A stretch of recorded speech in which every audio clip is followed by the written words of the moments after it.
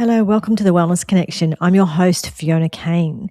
Today I'm going to be talking about some things that are in the news and starting with something that is just crazy that I was just reading this morning. It's Rolling Stone magazine, a magazine that I grew up reading Rolling Stone magazine. It was the counterculture and it was telling you the real story and it was sticking it to the man and all of that sort of stuff. I was young and that's what you read and what they've done is they've moved Eric Clapton down from the from the top 10 greatest guitar players of all time to 35 because he admitted to being COVID vaccine injured and refused to discriminate on entry to his concerts based on vaccine status. They even admit the reasoning in their explanation. Now, you might say, what does it matter whether the greatest guitarist, whatever? And of course, in the scheme of things, it doesn't matter. But in saying that, it just shows you how much our society has changed and how much people are policing people's beliefs and people's experiences. And anyone who went through, which is all of us, went through the whole COVID thing, one thing, like I've never really talked about it or done any kind of a deep dive on it. It's probably still too traumatized by the whole experience. But one of the things that did happen during that time is what I saw is the people, the Rolling Stone types. Because I grew up like the music industry is a really big thing for me. I really connected with and really associated with the music industry. So I really looked up to a lot of people, a lot of musicians, a lot of people in the industry. And so that was really my safe place. That was my place. So the people I believed in. And what I saw is the people who used to rage against the machine, they became the machine. They actually, all of the musicians, not all of them, but many of them, all of a sudden they were they were policing people's speech and they were policing people's ability to have free will. And all of a sudden it was, the my body, my choice people, which is what they say in regards to abortion, became your body, my choice in regards to COVID vaccines and things like that. So it's pretty full on the time. And yeah, I just, that was probably for me, when I really, really realized that, how dangerous my so-called side had become. And what I have realized is that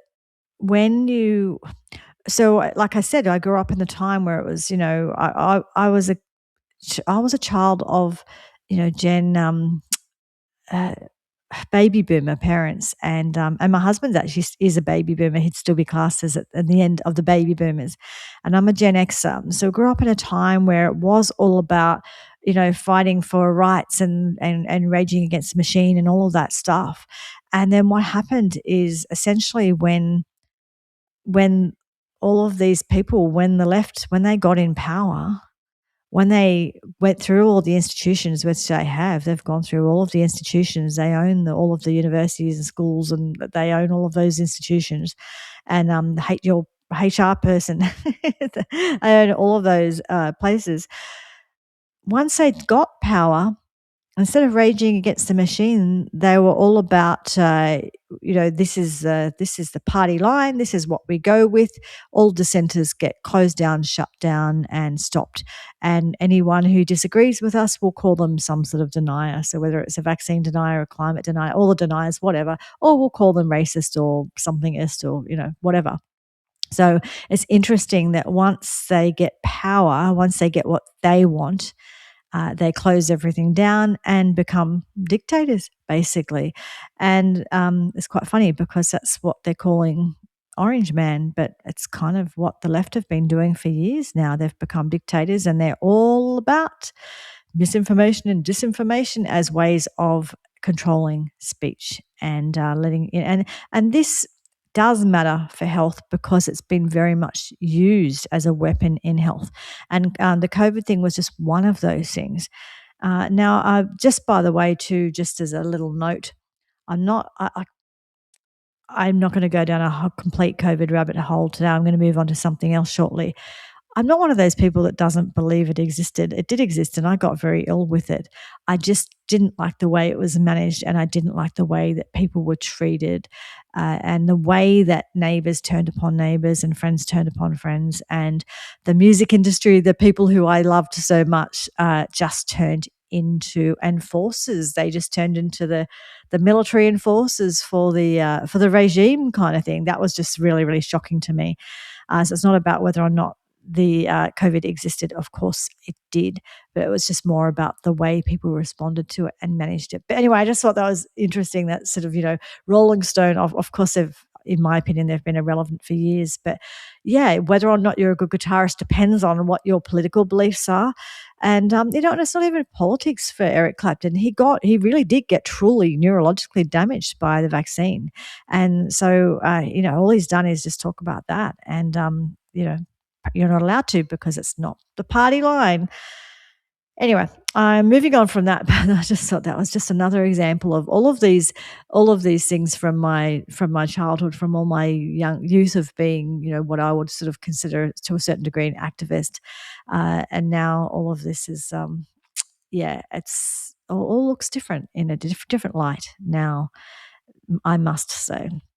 So, the next thing I wanted to talk about today, something else that is in the news, is talking about AHPRA, who are the regulators in Australia. They're the people who regulate doctors and most medical professionals, and they've been.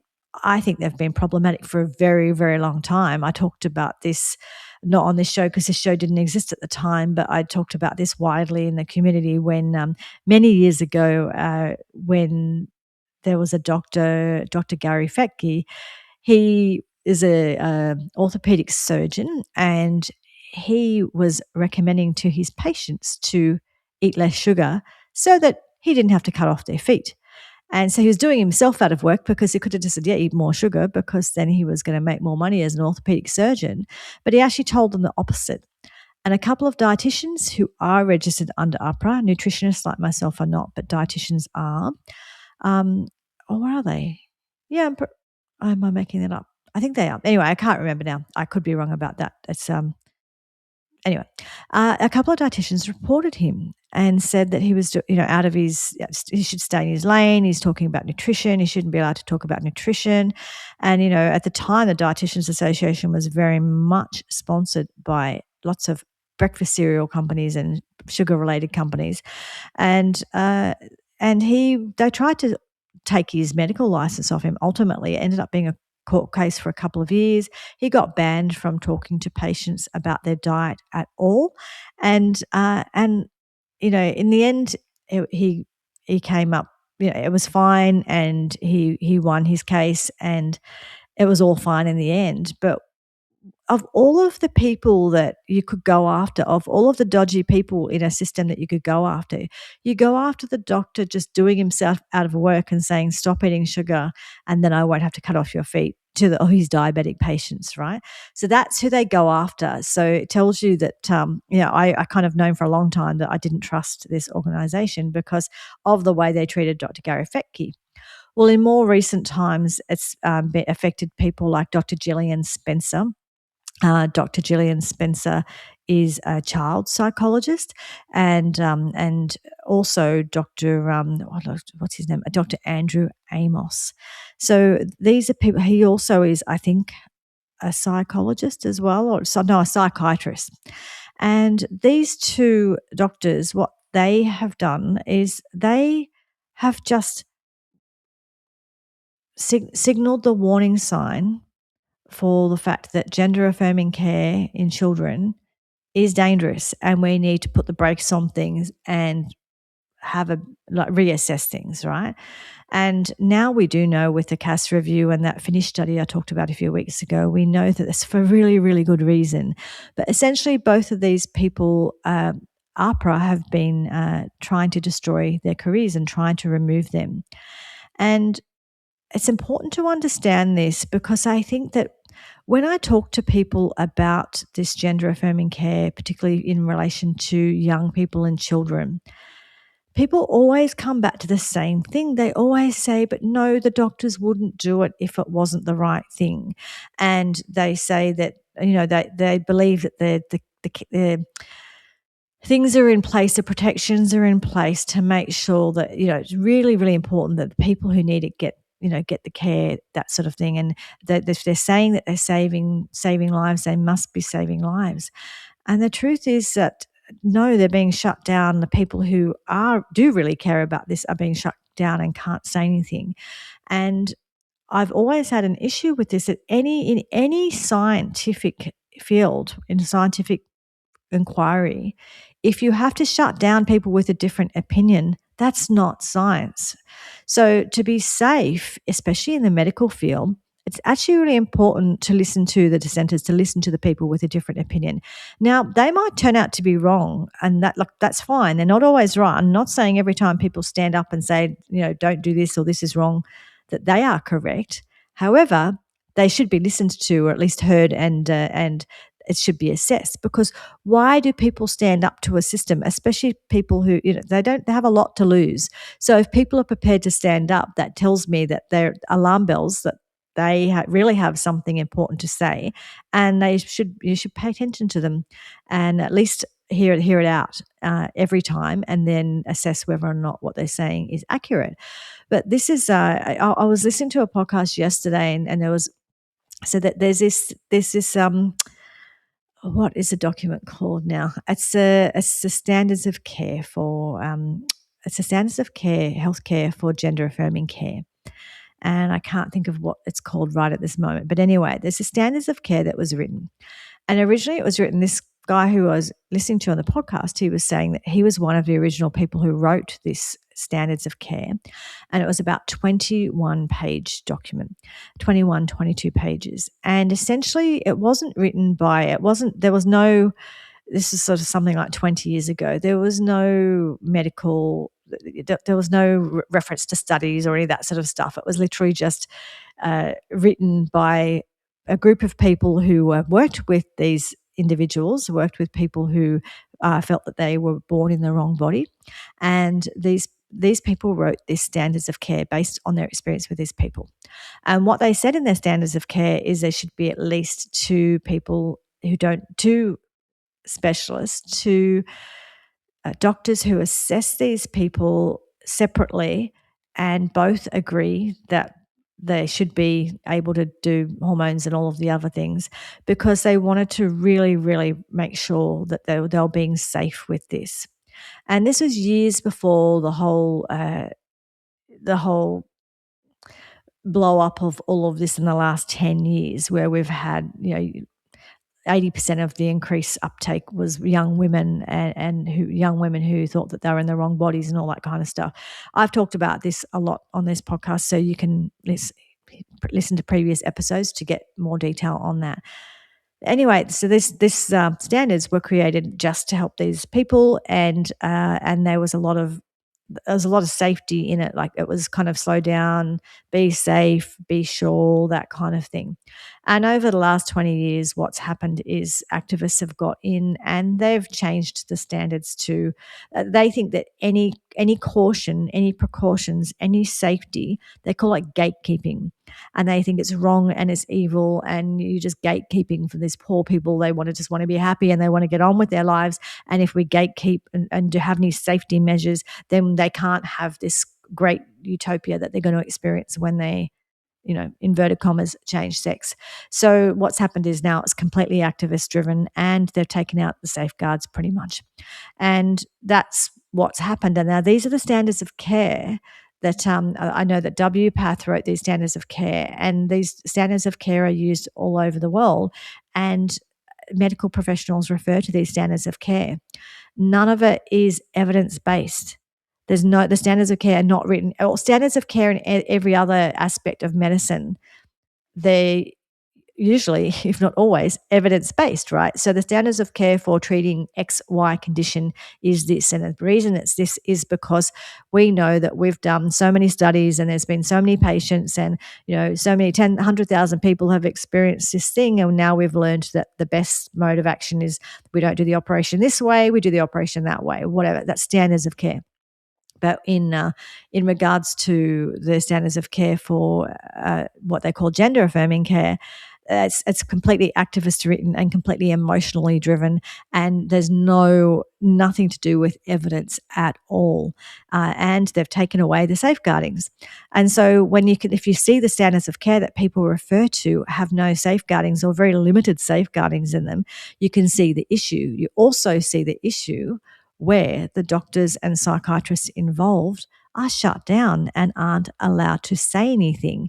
So anyone who questions it is evil and bad, rather than people who are really concerned for these young people and the changes in their lives.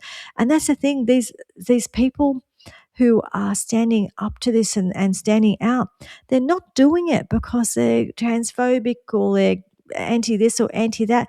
They're doing it because they see the harms, because there's so many detransitioners, which are people who realize that they shouldn't have done the transition and want to go back to being their original sex. There's thousands and thousands of those people now. And we're starting to see what happens when you have very, very limited, if no, safeguardings, that these people are harmed. So they're standing up for that, and they're being cancelled for that, essentially. Now, what had happened with so the recent one is Dr. Andrew Amos. Dr. Gillian Spencer, who's that child and adolescent psychiatrist, she said, if there's anyone who's got integrity and courage, it's Andrew Amos. The public wants doctors to speak out when they see harm to patients, but the consequences are just too great if they're going to treat people like this.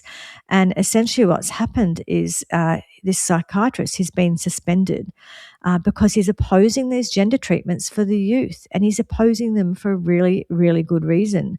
So AHPRA, which is the association I was just telling you about, who in control of who register doctors, etc., and the Royal Australian and New Zealand College of Psychiatrists, what they've done is they've suspended him, and they've suspended someone essentially for trying to protect children. It's quite chilling when you understand what this is and how ideological this is. So, AHPRA now are being influenced largely by activists. And to give you an example of what I mean, there's a group called ACON, and ACON are very much just an activist-led organisation. And what ACON do is they give you points for being good boys and girls, and well, not boys and girls because they wouldn't use those terms, but they give you points for being appropriately woke and saying all the right words and all the right buzzwords, and being doing all the things that activists want you to do. And essentially, well, they have had a arrangement with the ABC, Australia's national Australian Broadcasting Service. Up until very recently, the ABC stepped away from that arrangement. But essentially, ABC got points for being, for saying and doing what the activists wanted them to say and do in regards to this trans agenda. And they were, we're impartial. We're the ABC. Well, no, they're not, because they were doing things to get points. So they were doing things within the organisation, but also airing things that were all about getting points. And so essentially, they're like an assessment. They assess you to see whether or not you are behaving and saying the things that you should and shouldn't say. Well, these same people, ACON, they're also very much in with AHPRA. So our medical association, the people who are controlling and registering doctors and investigating their behaviours, etc., well, they are under this activist thumb and doing what the activists want them to do. And so what they've recently done, they accepted a doctor in Australia, there's a doctor, I think it's Dr. Upton, yes, who was a doctor in the UK who caused a really big problem there because he refused to go into the men's changing rooms, and he wanted to go in the women's changing rooms where all of the nurses were getting changed for their shifts. And one of the nurses in particular refused this, and it ended up being a big court case. Well, that doctor's moved to Australia now. And in Australia, AHPRA have said that this doctor, even though he is a man, he can practice as a woman. So now in Australia, we've got this doctor who is really a man, but he says he's a woman, and they now say he can practice as a woman. That actually means that if you ask for a female doctor, it may be him. And you can't argue about that because, as far as they're concerned, he's a woman, right? That's how far how much activism is in this organization. So, yes, so they've registered a biological male as a female, and too bad, you just have to accept that. So, whether or not you're, for whatever reason, whether or not you're a woman who just wants to be treated by another woman, or whether or not you maybe religious reasons, maybe you're a Muslim woman, whatever, maybe you've been harmed in the past by men, I don't know, but you can't say, oh, I don't want that doctor because I only want a woman, because as far as AHPRA are concerned, that's a woman. So too bad. So that's the direction Australia is going. It's just really, really sad that Australia have been taken over by these activists. But Australia has been, and if we want to change things, we have to say no, no, we're not accepting this. And it's one of the reasons why I talk about this stuff. I know it's getting into politics, but honestly, health at core is really, really important to me. And we cannot support health if health practitioners cannot tell the truth. If health practitioners cannot tell the truth or cannot investigate things, talk about things, I've talked before about in regards to freedom of speech. We learn by speaking. We learn by speaking. We learn by having discussions. We learn by questioning. And so it is so important in our society, particularly when it comes to science and particularly when it comes to health, that we can and we do question things. Does not mean the questioner is always right, but we have to be able to do this. And if we can't do this, we are not safe. We are not safeguarding and we are not protecting people. And I think a lot of people assume that in a place like Australia, it's safe and the safeguarding is there. And I am here to tell you that it is not. And the people who speak out about these things actually are punished so greatly that other doctors and psychologists and people don't want to speak out about it. And in Australia, psychologists are expected just to affirm. A young person comes along and says, I think I'm in the wrong body. They're supposed to say, yes, of course you're in the wrong body, and just stop there and not investigate any other thing, because that's called conversion therapy. If you actually have a conversation with someone about maybe other things that might be causing them to think they're in the wrong body, things like autism, sexual assault, just being afraid of going through puberty and all of the things that go with it, and so many other things. So this is a really big issue in Australia, that the safeguarding is not there and people are being punished for the safeguarding. So in here, so there's in this article I'm reading, they're saying that this is from the Women's Forum. They're saying this week has revealed serious concerns about AHPRA's partnership, this is a couple of weeks ago, with ACON, a powerful gender ideology activist organisation, and growing concerns about the extent of the regulators' ideological capture. We're seeing the consequences. Here are the consequences of the ideological capture of AHPRA. Doctors raising legitimate concerns about the harms of youth gender medicine are being investigated and silenced. Women's sex-based rights, including their privacy, safety and dignity, are being eroded. Vulnerable children and young people are being failed by an approach that is not grounded in evidence. This is a problem. And they're saying here, like the ABC, AHPRA must urgently cut ties with ACON. Yes, they must. They must regain their independence. This should be about science and evidence and patient safety, not about ideology. Ideology, in my opinion, has no place in medicine. Medicine should be about evidence. And so that's what my big concern is in regards to this. So I know that sometimes people don't understand why I go on these kind of political style rants, but this is actually the core of it. Is we need safety, we need truth, we need to be able to have conversations, and we need to protect these children. And to do that, we have to be able to have these conversations. Whatever side of this that you fall on, whatever your belief is about gender medicine, I would think that what you want more than anything is the people who are affected by this, the people who do seek gender affirming care. I would think that everyone would be in agreement that we want those people to get the right care that they need and to be okay and to be looked after and to be cared for. And sometimes that means putting the brakes on things, and we do need to look at, do we really have the science on this? Because of course we don't, because all of the science consistently comes out and says this is harming people more than it's helping them. But we should be allowed to question it. And if our medical professionals can't question this, well, you're going into your doctor's surgeries and your psychologist surgeries thinking, okay, I've got my child here. I'm really, really concerned, but at least I'm with a professional now. They're going to help me. Well, are they? They might want to, but is their job really worth it? Is their career really worth it? Do they want to be destroyed and they've spent 10 years getting their registration as a psychiatrist? They spent 10 years getting there.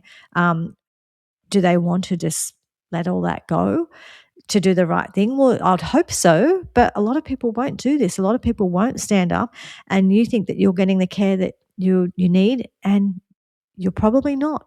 So this is food for thought. This is why we need to actually get educated and understand where do these standards of care, where do they come from? Who's asking for them? What's the evidence for them? What's the evidence that all of this stuff is actually helpful? And who is watching over things to make sure that that patients are being cared for in a way that's appropriate and helpful and not harmful? You know, the first do no harm thing in medicine. Whatever happened to that? This is the one category of medicine. I heard a doctor say this a few months ago. The one category of medicine where first do no harm is not even considered. It's no, let's do the radical agenda of the ideology. That's what we do. Forget about harm, because harm can't possibly happen because the magical gender fairies, you know, the magical gender unicorn is all it's about. So it's about the vibes, and because we're about the vibes and the magical gender unicorn, no one can come to any harm. Come on, this is supposed to be science. Anyway, I'll leave it there, but I just this is something I think that's worth bringing up. We need to understand this, and I think that the everyday people need to understand this is what's going on, so they can actually stand up for these things as well, and so they can say this is not okay. And you know, Dr. Andrew Amos should be reinstated. Dr. Gillian Spencer should be supported. These people should be supported because they are standing up for regular people. Now, you can go to the Women's Forum Australia. If you go to their website, you'll get a lot more information there about who these people are and maybe what you might be able to do to support these people. But we need to talk about these things, share this podcast, share this information, let your friends know, because I think that we, you know, unfortunately the time, you know, yeah. Anyway, believing that people are working on evidence, it's just not true, unfortunately. And so we want to protect young people and give them options that are going to help them, not harm them. And that is the point of this. That's what I'm fighting for. At the end of all this, all my angry, ranty stuff, I care about the children, I care about the young people, and I care about the fact that they are being harmed and not helped. It simply comes down to that. I hope you have a great week. Please like, subscribe. What are all those words I'm trying to say? Like, subscribe, share, all of that, please. It makes a big difference. Rate and review the podcast. I really want more people to learn about these things so that they can help as well. Thank you. I hope you have a great week. Bye-bye.